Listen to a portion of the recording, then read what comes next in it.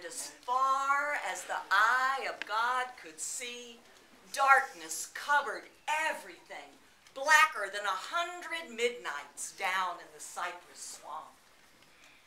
And then God smiled, and the light broke, and the darkness rolled up on one side, and the light stood shining on the other. And God said, "That's good." Then God took the light in his hands, and he rolled it and rolled it until he formed the sun. And God set that sun ablazing in the heavens. Then God gathered up all the light that was left over from the sun into a shining ball, and he flung it against the darkness, spangling the night with the moon and all the little stars. And God said, "That's good." Then God formed the earth in the hollow of his hand. And down in between the darkness and the light, God hurled the world. And God said, "That's good." Then God himself stepped down.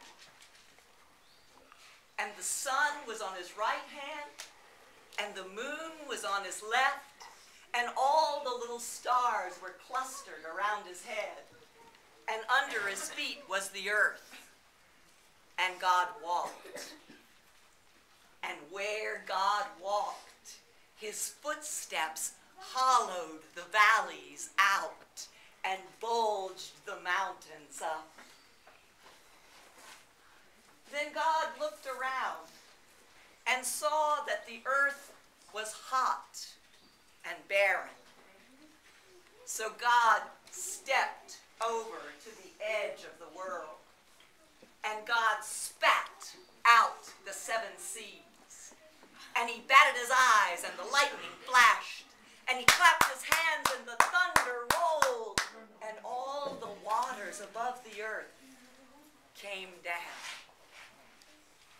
The cooling waters came down.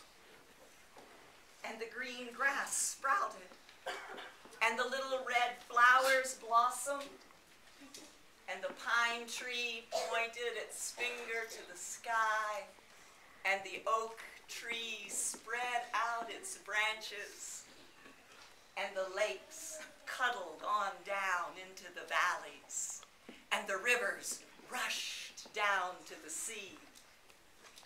And then God smiled again, and the rainbow appeared and wrapped itself around God's shoulders.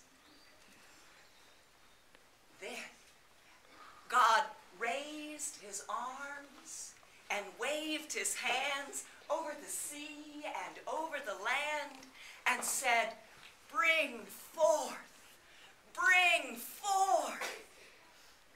And before God could drop his arms, fishes and fowls, birds and beasts roamed the forest and woods and split the air with their wings. And God said, "That's good." Then God walked around and looked around at all that he had made.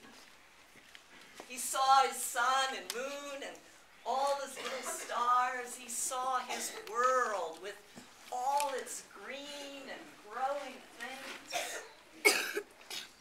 And God said, "But I'm lonely still."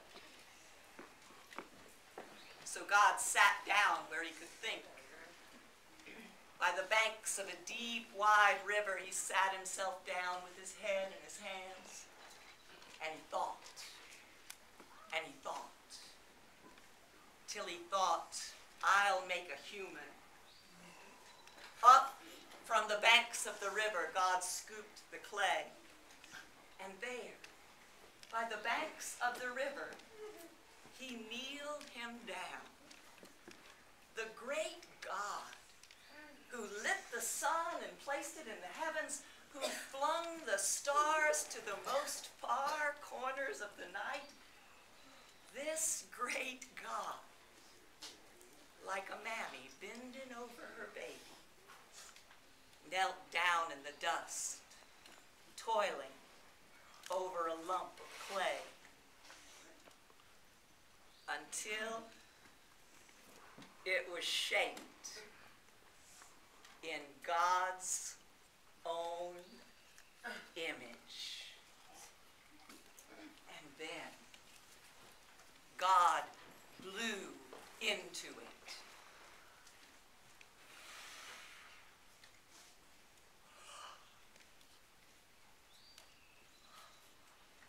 The breath of life. And the human became a living soul. Amen.